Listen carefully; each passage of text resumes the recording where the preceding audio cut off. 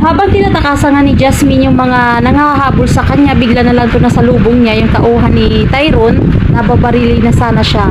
So guys, nag-aagawan sila dyan ng barel. Tingnan nyo naman guys, oh. Tapos, ang nangyari kay Jasmine, mas naunahan siya ng tauhan, tapos babarilin na sana siya, nang biglang dumating si Tyrone. OMG.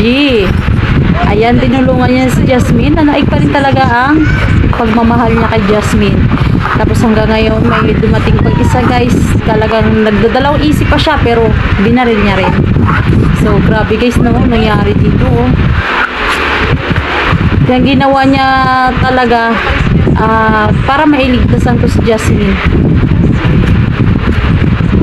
Hanggang sa mawala na nga ng malay ito si Jasmine guys. Tapos dinala na siguro ni Tyrone.